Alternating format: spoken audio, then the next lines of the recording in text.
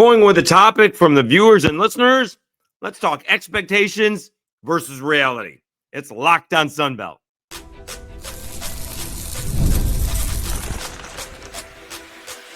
You are Locked on Sunbelt, your daily podcast on the Sunbelt Conference, part of the Locked on Podcast Network, your team every day.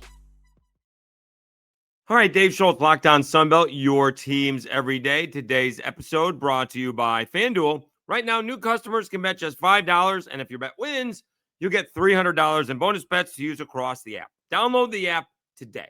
Okay, we will talk expectations versus reality here in a minute, then adjusting expectations based on reality, and then what can G5 be in the portal NIL era? All right, taking it a step further. So mostly with Marshall and Southern Miss and App lately, maybe even the Cajuns, right? Teams are falling short, although not Southern Miss, to be honest with you, of their expectations. Southern Miss's expectations are different, at least this year, than what Marshall and App State. Marshall and App State think they should be winning championships every year. All right. Georgia Southern thinks that. JMU thinks that. Everybody thinks that. Cajuns thought they were going to be really good, and they weren't. And we're talking game one. So maybe Walker Howard gets better. We have no idea. We'll see if he comes back next year. That's going to be mostly in the second segment, adjusting expectations. But what could the expectations be for, say, a Marshall and an App State? You're going with two first-time head coaches. These guys have been coordinators. They've never been a head coach. A lot more responsibility and a lot less coaching football actually comes with it. But you're the one making the decision. We're going to go for it on fourth down, so we got to, call plays based on that theory. We got to deal with the media. You got to deal with the boosters. You got to deal with all that stuff that maybe you weren't dealing with as a coordinator. And so we don't know how that's going to be. We don't know how that's going to act. Just like it takes a freshman quarterback a little bit of time to realize things. May take a coach a little bit of time, right? Heck, I just heard Nick Saban say that when he started, he was transactional instead of transformational, and he changed the way that he was coaching. In fact, he said he would. Kirk Herbstreit called him out. You were one of those guys. Like, I was one of those guys until I was transformational with the players and started caring more about the players and the process than actually the winning. No, and he said that was while he was at Michigan State, and they were going to play Ohio State. They ended up winning the ball game, but he was transactional until that time. So we don't know how long it's going to take for coaches to figure things out. I think they're doing a pretty good job right now. All right. Couple things not going their way. Obviously, with App State, AJ Swan is a turnover machine, and now he's banged up a little bit. And it took a minute for Marshall to figure out their quarterback play. I mean, they really didn't figure out their quarterback play until not this game against the Cajuns, the last game. That's when they decided we're going with Carlos Del Rio Wilson, and we're moving forward with that. And then what can the expectations be for Marshall? Right? They lost 16 to 17 Letterman. They got two offensive starters back. One's on the offensive line. What can the realistic expectations be? All right. Can it be, and I have to go back to the portal thing. We all saw, and again, I'm the first guy to tell you, it all ruins it when a guy like John Summerall comes into Troy and wins two championship back-to-back. All right. Although he pulled in some portal guys as well. So that ruins it for everybody, right? Obviously. Or what Kurt Signetti does. Comes up from FCS, boom. But even App State coming into the conference, boom, really good. Georgia Southern coming into the conference, boom, really good. And so sometimes these expectations are not dealing in reality, all right? If you're Marshall coming into the season, if you're anywhere near bowl eligibility, that's pretty good. All right. If you're fighting for that sixth win at the end of the year, I think you've had a pretty good season. Right? App State, I'm not even sure you could come into this season thinking you were going to get a bowl game Everything is brand new. Everything is brand new. And it doesn't appear you have a quarterback who can't turn the ball over. What about South Alabama? I think their whole expectations changed from heading into spring and heading into the season. We have no idea how good or bad they were going to be. Craig Stevenson has kind of nailed it. They can move the ball, but they can't stop anybody. He nailed that one. But what can those possible expectations be? If Gio Lopez was the quarterback, you'd have much higher expectations than with Bishop Davenport as the quarterback.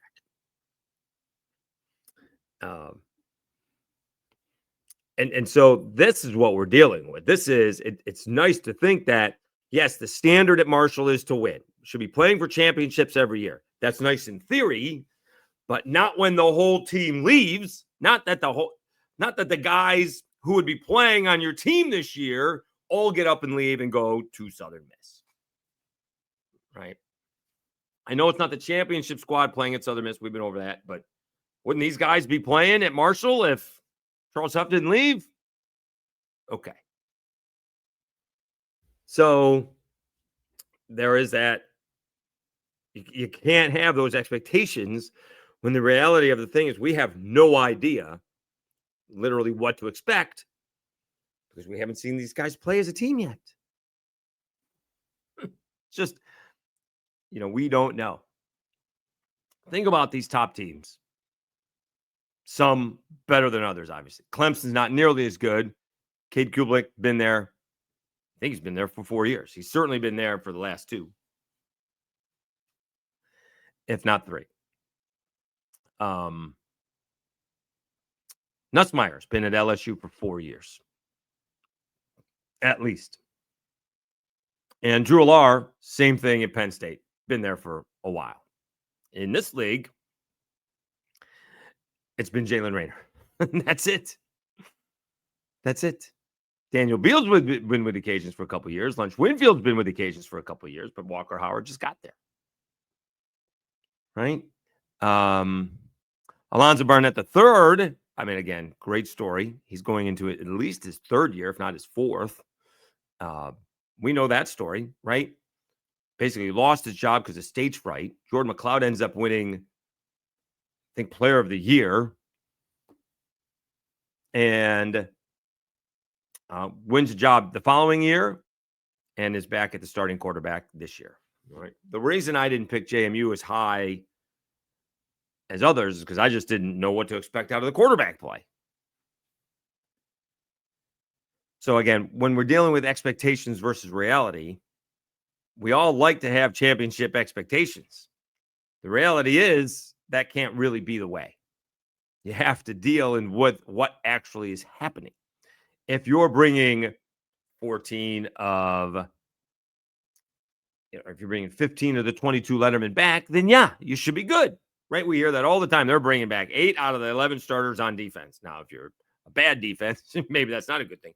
But if you're a really good defense, then that's a good thing, and things are expected. That's why what's happening at Arkansas State is so severely disappointing, not because the guys being brought back on defense, but because the guys brought back on offense, although Jacques Cross did get hurt, I think in the first game of the season. Maybe second game. So that's an issue. So you got to adjust those expectations when you lose a guy in the backfield. All right. Now, as that's a segue, let's talk about that. Let's adjust those expectations based on the reality. We will do that after I tell you about Mazda and Monarch Money.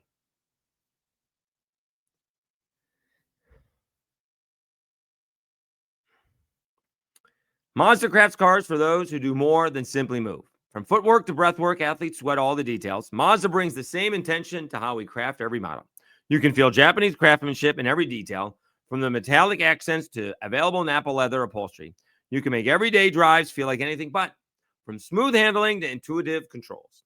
Like our players, we sweat every detail, because when you make every move count, impossible becomes irrelevant. Mazda, move and be moved. And Monarch Money. Most people can't name all their financial accounts or even what they're worth. Whether it's 401ks, properties, or investments, and we don't have the full picture, you can end up with leaving money on the table. That's why there is Monarch Money. It's an all-in-one personal finance tool that brings your entire financial life together in one clean, easy-to-use interface on your laptop or phone. Monarch is built for people with busy lives. If you put off organizing your finances, Monarch is for you. Monarch does the heavy lifting for you. You can link all your accounts in minutes, see clear data visuals, get smart categorization of your spending, and finally feel in control of your money without ever touching a spreadsheet. Don't let financial opportunities slip through the cracks. Use code LOCKEDONCollege at monarchmoney.com in your browser for half off your first year. That's 50% off your first year at monarchmoney.com with code LOCKEDONCollege.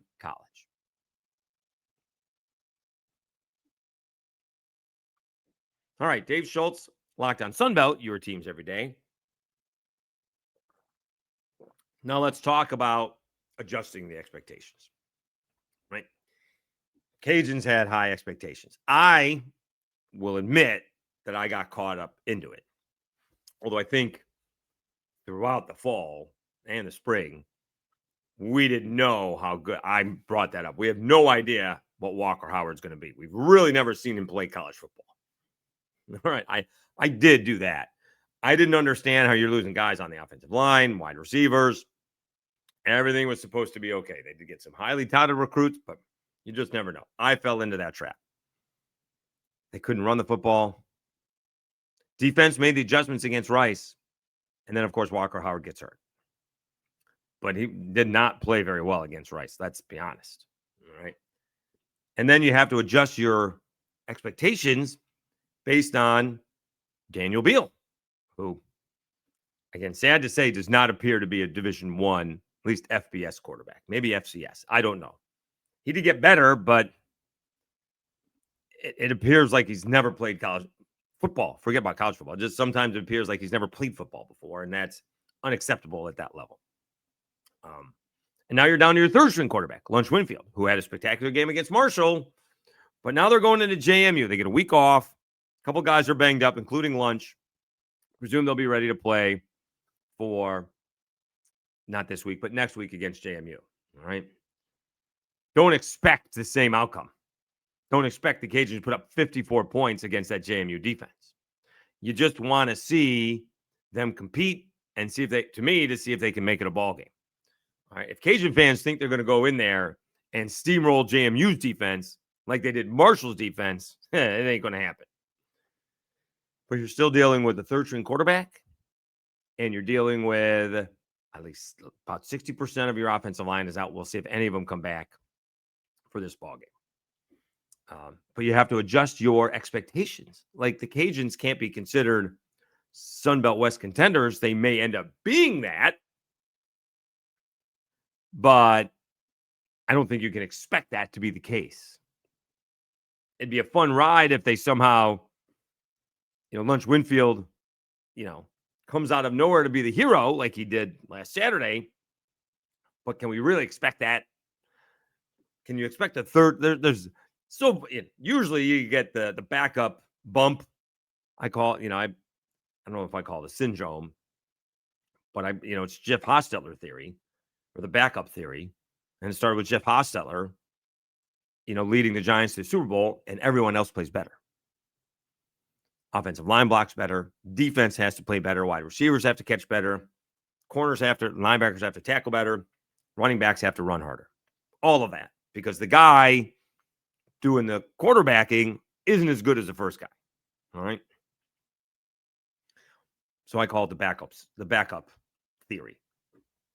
And so you have to adjust it when it becomes Daniel Beal. And now you're at Lunch Winfield. Same thing for South Alabama. Right? We don't, looks okay. Played really well against Tulane. Eventually came up short. Played solid against Auburn, but then, but then has just laid an egg the last two games. Coastal Carolina, they looked disinterested, and they were probably outmanned against North Texas. It's not quite it's disappointing, but if it was Gio Lopez, it'd be much more disappointing, I think. Not to mention, what did Craig Stevenson tell us? Their top 5 corners all left, including Ricky Fletcher, who's playing defensive back for Lane Kiffin at Ole Miss. So that's where the expectations have to be adjusted based on the play. Like we're going to adjust for ULM, right? I wasn't sure ULM was going to be better. In the beginning, they didn't look very good. Defensively, they're pretty good. That's why we're going into Northwestern saying, could they beat this team? Because Northwestern's not very good. Can they hang with Northwestern? But then you get Coastal and Troy before you get Southern Miss. Could be 5-2 with a loss to your 2 losses are Alabama and Northwestern. That's not bad. Right? That's as losses go, that's pretty good. And you'd be 3-0 in the Sun Belt. And then expectations are going to change from there. Right? You're going into Southern Miss with a chance to take control of the Sun Belt West, if you can do that. And that's where expectations change, right? I'm not sure we had expectations. We did have expectations for Georgia State. They have not lived up to those expectations. We wanted to see them to get better. They have not gotten better. Nothing's changed. In fact, it may go the other way. Right? Cameron Brown seems to be pretty good, but they can't seem to stop anybody or score on a regular basis. So I don't think that surprises anybody. Again, the recruiting class is going to take a little bit of time to get going, but we knew that going in. I think the Georgia Southern expectations should have been high, and they're not very good. That's disappointing. But I think that's the difference is what the expectations are versus what they should be, and then you got to adjust the expectations based on what's actually happening. All right, let's take a timeout. We'll come back. What can the G5 be in the portal and NIL era? We'll talk about that next, right after I tell you about FanDuel and Square.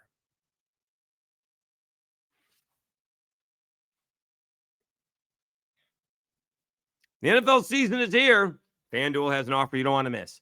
Right now, new customers can bet just $5 and get $300 in bonus bets if you win. That's right. Pick a bet, put down $5, and if it hits, you'll unlock $300 in bonus bets to use across the app.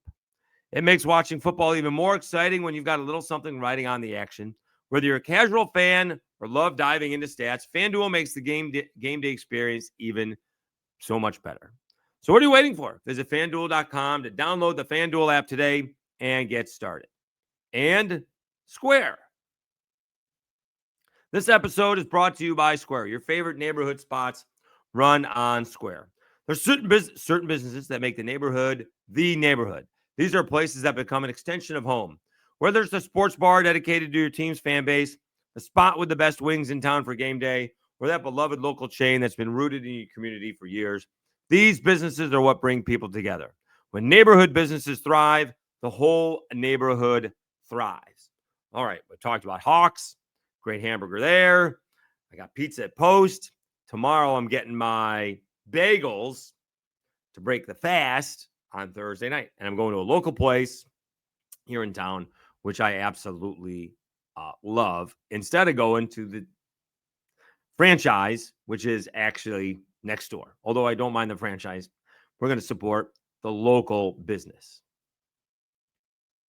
Square is a proud partner of more than 4 million neighborhood businesses around the world. You go to square.com/go/LockedOnCollege to learn more. But before you do, go support your favorite neighborhood spot. You'll be happy you did. Square, see you in the neighborhood.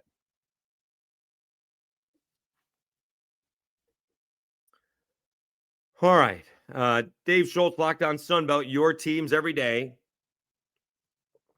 How about this? We had a record. I said 9,000. We're going to be over 9,400 audio listens. That's a record for Locked On Sunbelt. Not cool. Maybe by 1,000. And I thank you so much. All right. And just keep it tuned in for Thursday. We're recording Thursday's episode a little bit early. I'm off, so I don't have to wait at night to do it. But it's the Jewish holiday where I kind of go to eat, then go to temple, come home, go to bed, not eat the next day, and go to temple and go to bed until I can't eat on Thursday evening. So I'll be fasting. But the plans are now to have a certain quarterback on from a certain team that isn't quite oceanfront property, but it's pretty close. We'll just leave it at that. We'll see if that pans itself out on for Thursday's episode. All right. You never know if technology is going to work or not. So we'll see. All right. So what can G5 be in a portal NIL era? And, Tim Beck has realized that Coastal Carolina's a new team every year. I do think you can build it and maybe have a 2-year plan. Like, let's not kid ourselves. Are they already thinking, the more Colton Joseph plays, the more money he's going to make somewhere else? They're already, I got Marshall fans already thinking that, the better Carlos Del Rio Wilson plays, he's out. I mean, maybe, but maybe not. But you got to be able to build something. I don't think going from quarterback to quarterback to quarterback is going to work. Now, it's worked a little bit for Texas State, to be honest, right? It has, from TJ Finley to Jordan Brown, now to Brad Jackson. And maybe that is the new thing.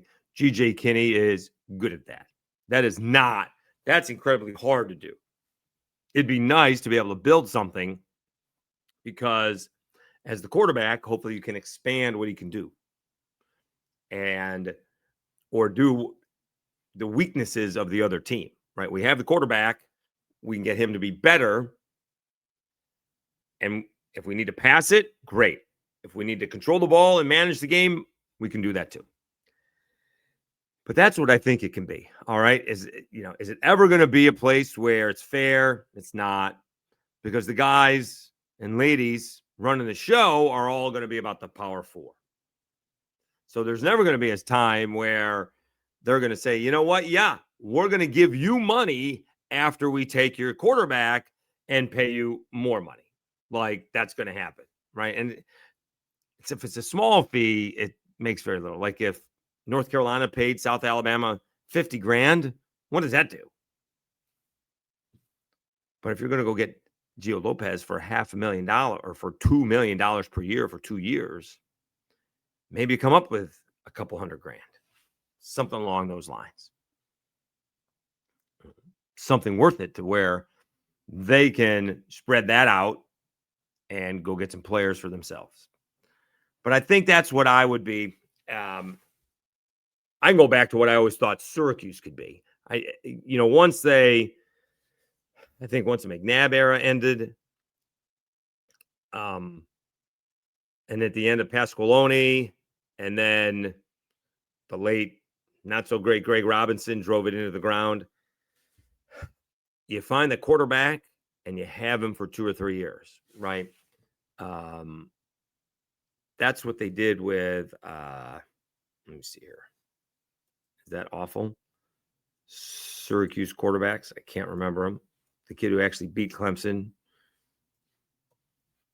Of course, they're only giving me this year. It was Eric Crouch.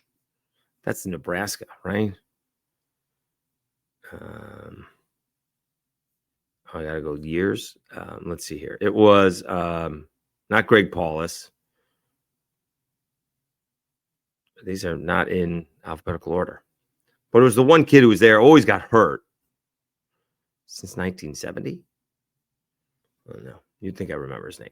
But anyways, he lifted it up, and God, he almost beat, I think he almost beat LSU one time. It may have been somebody else. No, I think that was it. And so that's what you do. You got to somehow, and now that's more difficult because of the NIL, right? That's the problem for it with the NIL stuff, because you can get scooped up, right? Like Syracuse has a corner that's like the second youngest player in college football, 17 years old, and he's starting. And he's one of the top corners in the ACC. I mean, we don't think Georgia or Alabama are going to come after him. here's 7 figures. And how do you say no to that? I mean, I don't know if Syracuse has that kind of money. If they could spend $20 million like Alabama can. No. So that's where it bothered me. Eric Dungy was the quarterback. I knew it was Eric. Eric Crouch is Nebraska and UCF coach. I don't know what I was thinking there. Although quarterback. But Eric Dungy. They build around Eric Dungy. And I think that's what you can do now. And it's tough. I mean, does A.J. Swan have 2 years of eligibility left? Right? We're going to see what happens with Old Dominion's Colton Joseph. Like, he was almost out the door last year. They got him some NIL money. And if he leads Old Dominion to a Sun Belt championship game, forget about playoff. If it's a playoff, I mean, they're all going to come calling. Now, you'd think you'd have some NIL money in Old Dominion somewhere. All right. So I don't know if they can tap into that in Norfolk, but that's a different discussion for a different time. But that's what I think it can be. If you can have the quarterback for 2 years and try to build for 2 years and fill in the holes when guys do leave. And I like the way some of these coaches are handling it. You know, hey, just let me know. I can help. If you can go get paid, and let's be honest, these are G4 guys. I'm sorry, G5 guys who, if they get paid by the Power 5 guys, there's not a lot of them going to the next level. There are some exceptions, right? Troy Amos is an exception. It did not look like it worked out for him. Former Cajun, sat on the bench at Alabama, went to Ole Miss. I think it was first-round pick, second-round pick. All right. We'll see what happens with Ricky Fletcher.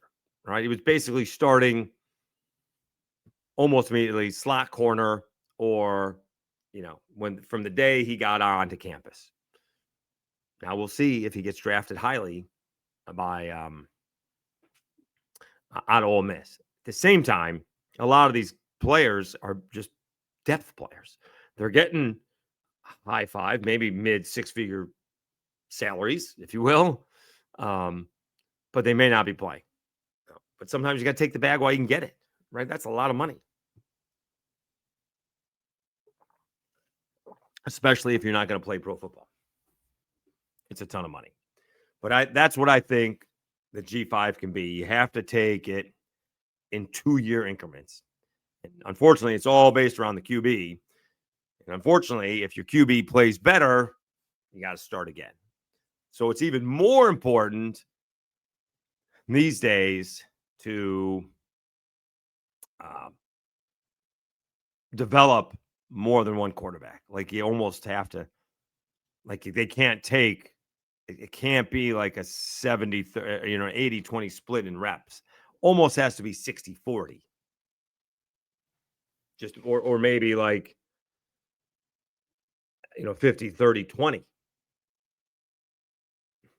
The starter gets every other rep, and then the 2 backups, if you will, second and third string, are getting, the next 2 reps, something like that.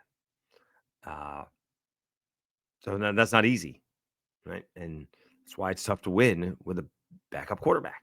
Sometimes they work out and sometimes they don't. All right, let me know what you guys think. We obviously didn't. We spent it on mostly, the Marshalls, Southern Miss a little bit, but App didn't even do JMU a little bit. Cajuns adjusted. Texas State still had the same expectations. Try to contend in the West and bowl game. That's it. That's because of GJ Kinney. Also, are there rumors out there that I will rephrase that. Are there rumors out there that Oklahoma State wants GJ Kinney? Again, I may just start the broadcast one episode if he gets that job before he goes out to the Pac-12 2.0. I mean, too funny if that's the case, if it works out that way. All right. Again, the goal is to have a certain quarterback from a certain team that is almost oceanfront property. That sort of narrows it down in this conference. We'll see if that is the case for Thursday's episode. That's the plan. We'll see if the plan comes through. If the plan does not come through, I will tell you who it was, although not difficult to guess. All right, not difficult to guess at all. All right, thank you so much for tuning in. For those of us, I guess I can wait till tomorrow, but yeah, Yom Kippur is upon us. If I forget about it on Wednesday's episode, everybody have an easy fast. We'll talk to you again on Thursday and then on Friday. All right, I'm going to be doing this with a massive headache for Friday's episode on Thursday night after I eat. All right. Thanks again for tuning in. Let me know what you think about expectations versus reality, and then adjusting those expectations based on the reality, what's happened in that season or happening in that season, and what can the G5 build in the portal and NIL area. I'd like to know what you guys think. Hit me up and hit me up in the comments. I will be the one answering. Again, thanks very much. Always appreciate it. You've been watching Locked On Sunbelt, your teams every day.